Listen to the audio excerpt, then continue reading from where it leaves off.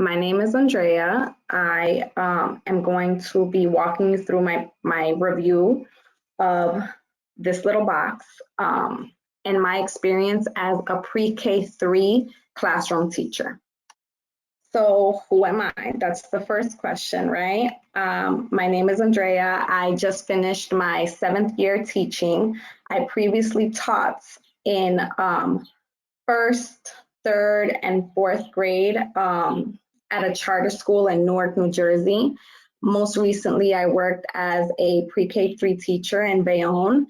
I graduated from a communications major from TCNJ, and I never had any thought of becoming a teacher until I worked in this program called Urban Promise Trenton, where we sort of mentor teens, but also tutor younger elementary school students. And I just fell in love with the act of, educating as a service. And I went on to do 2 different AmeriCorps programs. I was a City Year Corps member in Harlem, New York. And I did Teach for America, where we dedicate 2 years of teaching in an underserved area. I was placed in Newark, New Jersey, and that's where I stayed because I loved it so much. I am a mom of 2 toddlers. My daughter is 3 and my son is 2. And I'm a certified K-6 teacher. In September, I will be stepping into my 8th year of teaching in a new school where I will be placed somewhere that I don't know yet, so exciting. And I just, what really drives me to continue to teach year after year is like my thought of all students deserving a quality education regardless of their zip code, and it just drives me forward and it keeps me going. So that's a little bit about me. Now, a little bit about the Tonys. In the Toniebox. It is so easy, a 3-year-old can do it. And I know because I have one at home and I taught them last year. My intended goal for this meeting is for you guys to leave my tutorial understanding how the Toniebox can be used independently by 3- and 4-year-olds. I believe the Toniebox is advertised for 3 to 10. But I also have a 2-year-old son, so I got to kind of see how that worked for him as well. And we'll be talking about that a little bit more. I used it in my free play area in the music or the library center in my classroom.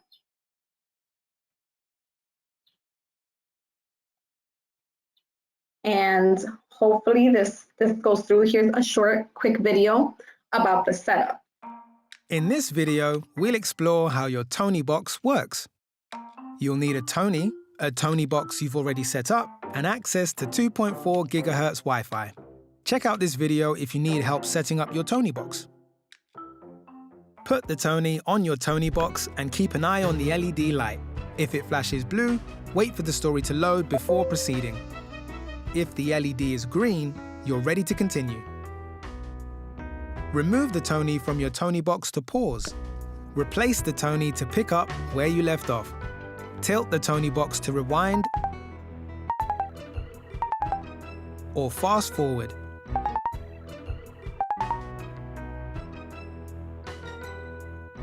Give it a tap to skip 1 chapter forward or backwards. Whoops, no worries. Let's keep going. You can change the tilt and tap direction or even switch off the function completely in your Toniebox settings. To save any changes, simply sync your Toniebox.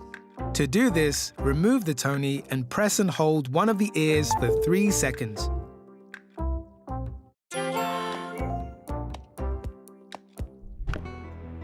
The Toniebox ears also control volume. Use the small ear to lower volume and the big ear to turn the volume up.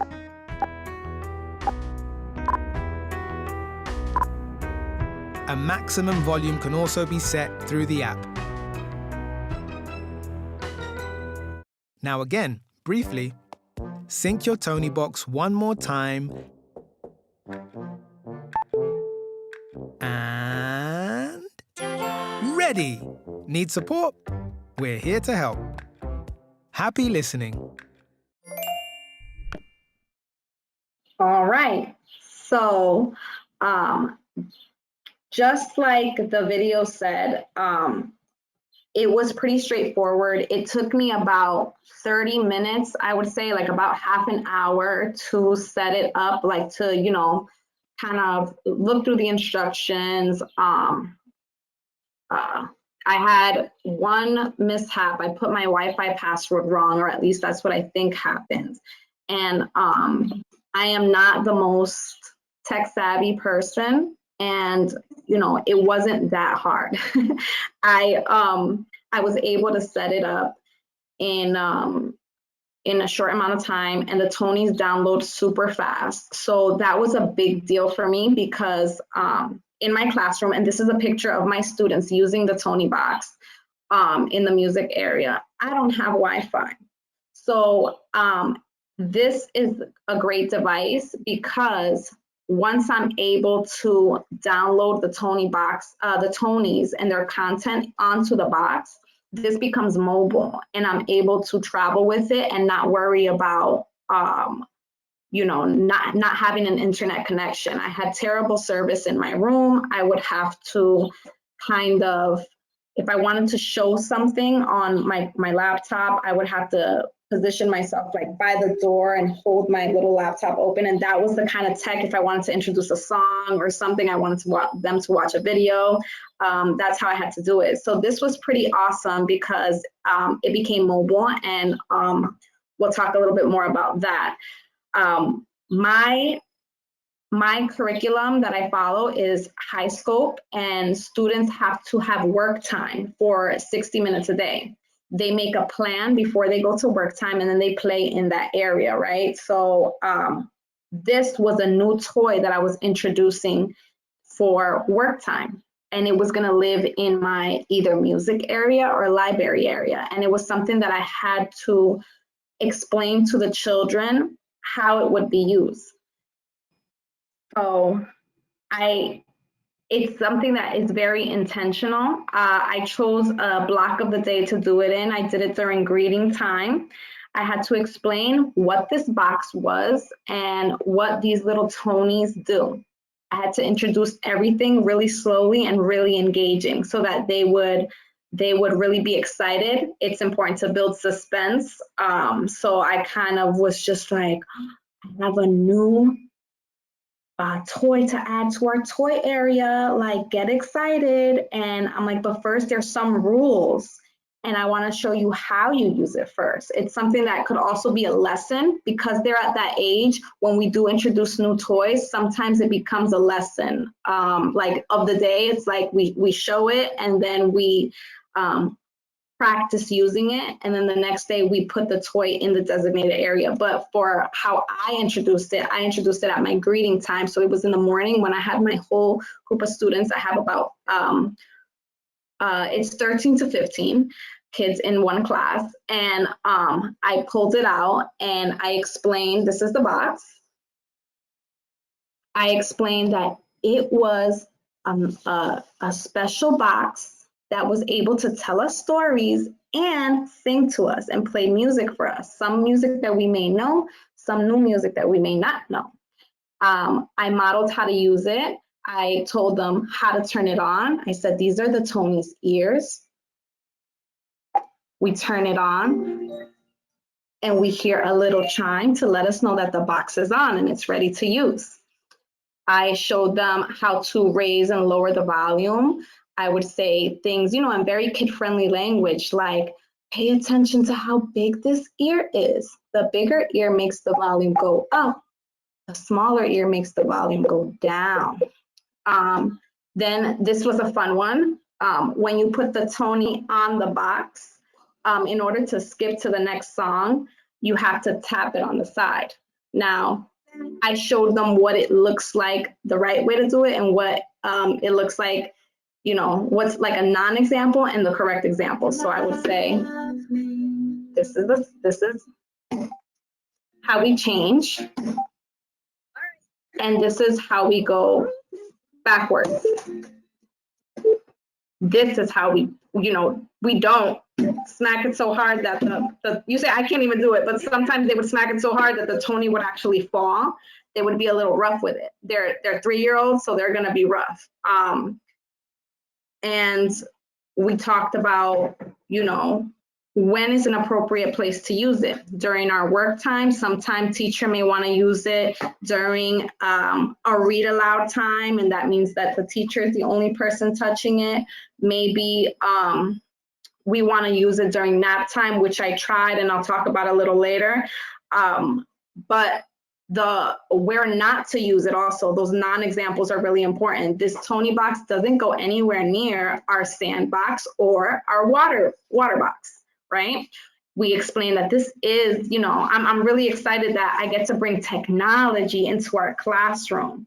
And, it's important that our kids hear these words, because even though they're preschoolers, they're still students. And the way that we're going in education now, it's important to have exposure to tech like this, educational tech.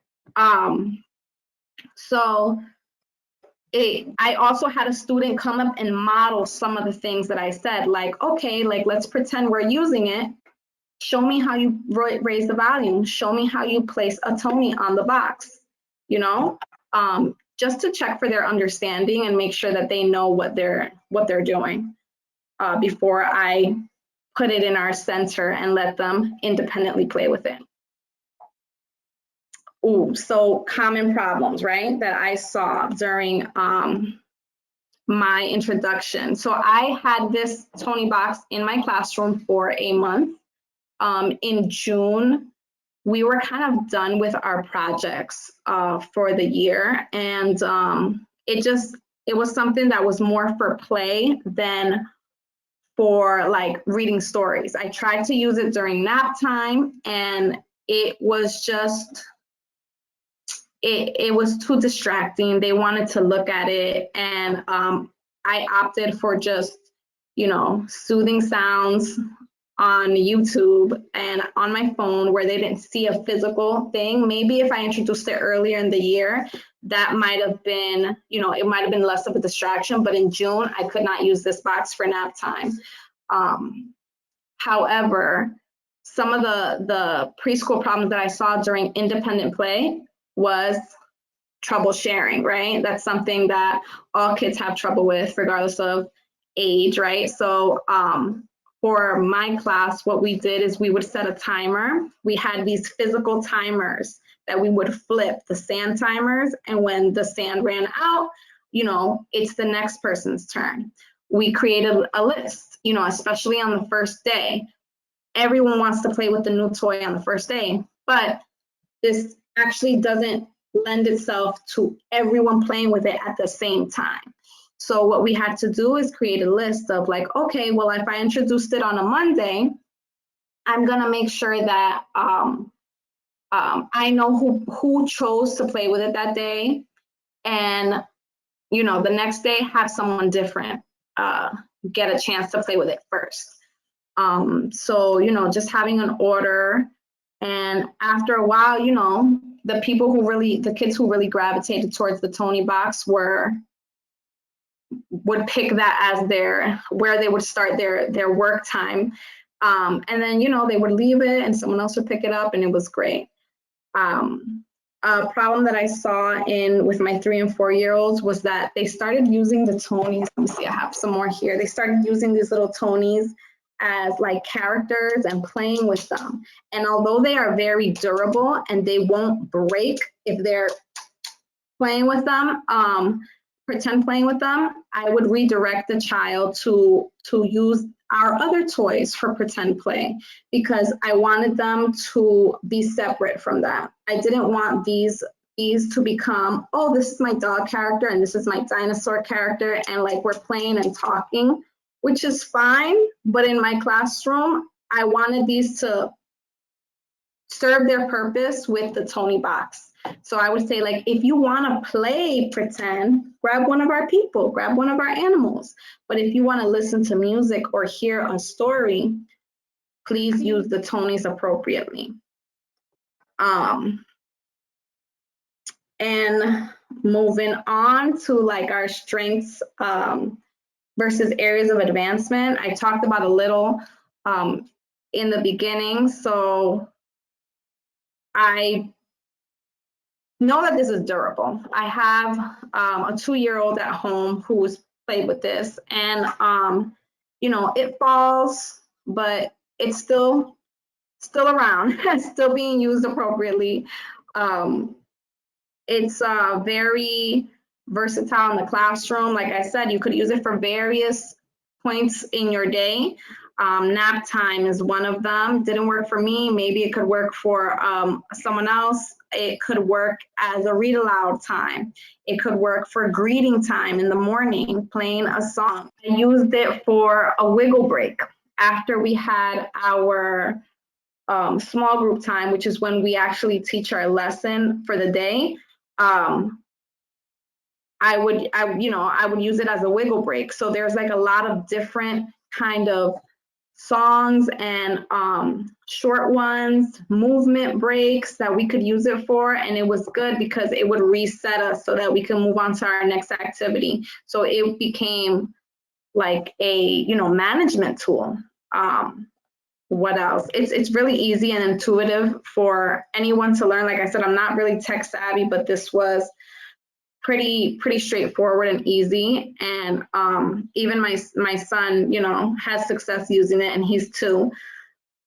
In some places where I see that it could be better is that although the volume sounds loud, if I play it right now, ate a burrito with Tabasco. They put it on their rice. They put it on their beans. On their in a classroom of even 15, the noise kind of like drowns out a little bit with all the sounds. So like it depends what you're using it for, because if a child is using it in a music area, sound around it is fine. Everyone's, people are dancing and playing.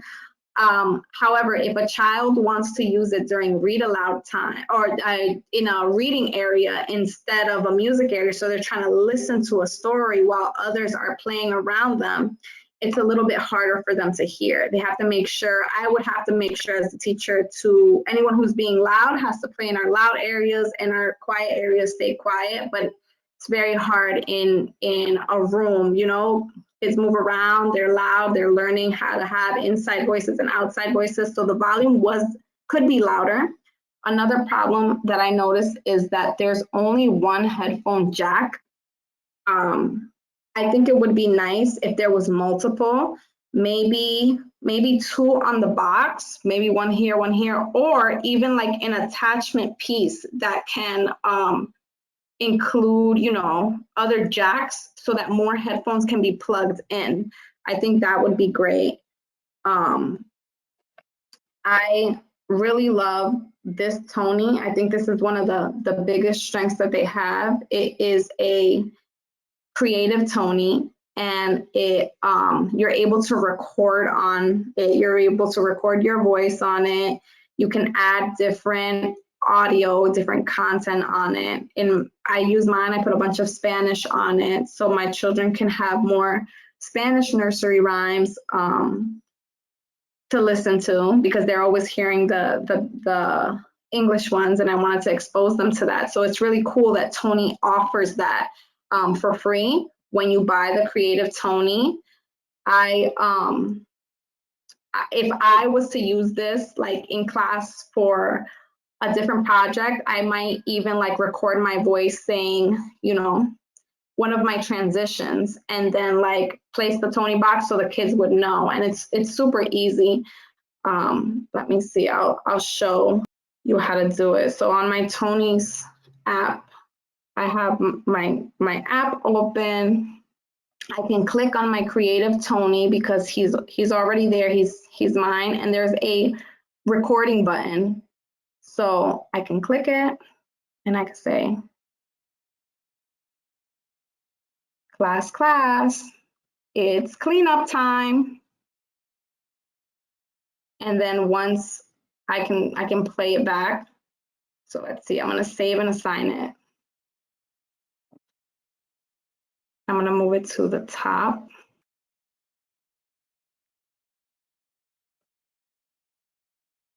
Class, time to clean up. That's my voice on here, and I can assign it onto my Tony, save and assign.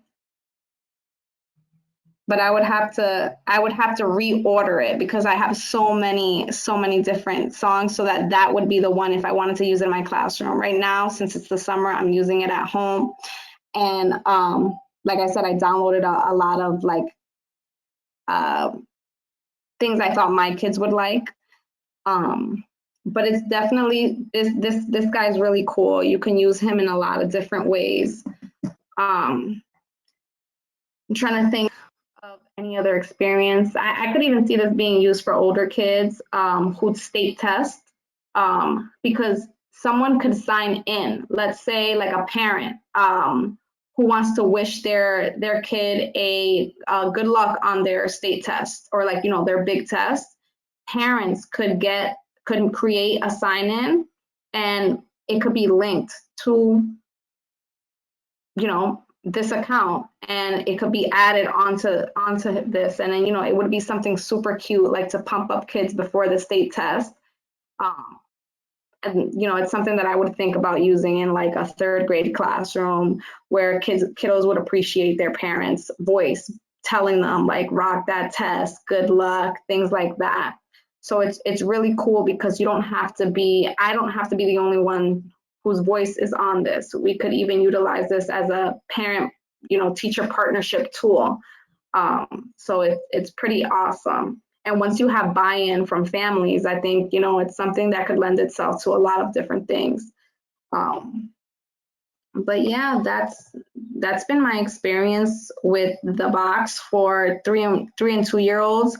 I can't say how it would be, you know, I haven't taught a lesson with it, let's say. I've used it for a read aloud myself, but for independent play, it's pretty straightforward. I had, you know, young 3s and older 4s, and they both enjoyed it the same. They were both, you know, really proficient in using it. So it's not something that takes a rocket scientist or an engineer to figure out. So it's really fun, and I enjoyed it, and I can't wait to see how I use it in my next classroom with my next group of kids at the beginning of the year. How can I incorporate it throughout the year? Because it is something that I plan on bringing to class. But yeah, thank you so much. I'm so grateful. Thank you.